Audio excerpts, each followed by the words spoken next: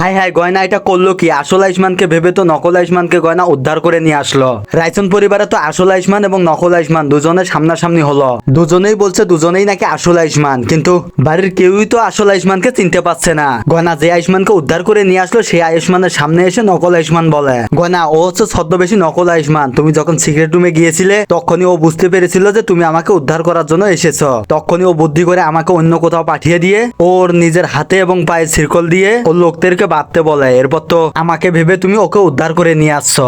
এসব শুনে গয়নাও তো আশ্চর্য হয়ে যায় এবং গয়না নিজেও বুঝতে পারে না যে আসলে আয়ুষ্মান আসলে কে। তো হ্যালো ভিউয়ার্স, কেমন আছেন সবাই? আশা করি সকলে ভালো আছেন। সো ভিউয়ার্স, নিয়ে আসলাম গহনা এক গ্রাম্য মেয়ের কাহিনী নাটকের 196তম পর্বে সুন্দর একটি এক্সপ্লেনেশন। তাই ভিডিওটির মূল টপিকে ফিরে যাওয়ার আগে আপনারা যারা এখনো আমাদের চ্যানেলটিকে সাবস্ক্রাইব করেন নিন, তারা অবশ্যই গাইস নিজের ভাই মনে করে চ্যানেলটিকে সাবস্ক্রাইব করে দিবেন। সো ভিউয়ার্স, গহনা এক গ্রাম্য মেয়ের কাহিনী নাটকের 196তম পর্বে শুরুর দিকে আপনারা দেখতে পারবেন গয়না তো অনেক তাড়াহুড়ো করে আয়ুষ্মানের হাতের সিরকল গুলো অনেক কষ্টে ছিঁড়ে ফেলে, যার কারণে আয়ুষ্মান তার পায়ের মধ্যে দেখে তার পায়েও তো সিরকল দিয়ে বেঁধে রাখা, যার কারণে গয়না একটা কুরুল নিয়ে এসে এক পা বাঁধানো সিরকলটি কেটে ফেলে। সেজন্য শব্দ হয় এবং তখনই নকল আয়ুষ্মানের লোকেরা শুনে আসতে লাগে। আর এদিকে তো গয়না আয়ুষ্মানের দ্বিতীয় পায়ের সিরকলটিও কেটে ফেলে, যার কারণে আয়ুষ্মান মুক্তি পেয়ে গয়নাকে জড়িয়ে ধরে। এরপর তো গয়না এবং আয়ুষ্মান সিক্রেট রুম থেকে বেরোতে গিয়ে নকল আয়ুষ্মানদের লোকদের সামনে পড়ে। গয়না তখন আয়ুষ্মানের সামনে দাঁড়িয়ে নকল আয়ুষ্মানদের লোকদেরকে বলে, আজকে যাই হয়ে যাক না কেন, যে কোনো ভাবেই হোক ডক্টর বাবুকে আমি এখান থেকে উদ্ধার করব। আয়ুষ্মান তখন গয়নার এইসব কথা শুনে নকল আয়ুষ্মানদের লোকদেরকে ইচ্ছে মতো পিটায় এবং এরপর তো গয়না আয়ুষ্মানকে নিয়ে রায়চন পরিবারে চলে আসে।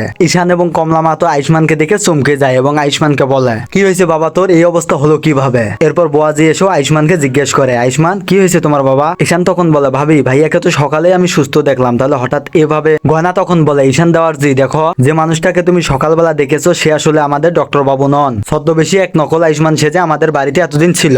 বাড়ির কেউই তখন গয়নার কথা বিশ্বাস না করলে একটা পর্যায়ে গিয়ে আয়ুষ্মান রেগে গিয়ে সকলকে বলে, গয়না যা বলতেছে একদম ঠিক কথাই বলতেছে। ওই ছদ্মবেশী আমার রূপ ধারণ করে এতদিন আমার পরিবারে ছিল এবং আমাকে তো অনেক কষ্ট দিয়েছে। ঠিক তখনই নকল আয়ুষ্মান এসে গয়নাকে বলে, গয়না তুমি অনেক ভুল করেছো, আমাকে ভেবে তো তুমি ছদ্মবেশী নকল আয়ুষ্মানকে উদ্ধার করে নিয়ে এসেছো। দেখো আমি অনেক কষ্টে আবারও ওখান থেকে এই ছদ্মবেশীর লোকদেরকে মেরে এখানে চলে আসলাম। ও অনেক বুদ্ধি করে তোমাকে ঠকিয়েছে। দেখো তুমি যখন সিক্রেট রুমে গিয়েছিলে তখনই তো ও বুঝতে পেরে আমাকে অন্য কোথাও তার লোকদেরকে দিয়ে পাঠিয়েছিল এবং এদিকে আমার জায়গায় ও নিজের হাত এবং পা ও লোকদেরকে দিয়ে শিকল দিয়ে বাঁধিয়ে থাকার কারণে তুমি আমাকে ভেবে ওকে উদ্ধার করে নিয়ে এসেছো। গয়না তো এসব শুনে একদম আশ্চর্য হয়ে যায় এবং গয়না নিজেও বুঝতে পারে না যে তার ডক্টর বাবু আসলে কে। সো ভিউয়ার্স, তাহলে আপনাদের কি মনে হয় কে আসলে আয়ুষ্মান? অবশ্যই আপনারা কমেন্ট করে জানাবেন। আর আজকের ভিডিওর আপডেট এ পর্যন্তই ছিল। ভালো থাকবেন, সুস্থ থাকবেন, দেখা হচ্ছে পরবর্তী কোনো ভিডিওর আপডেট নিয়ে।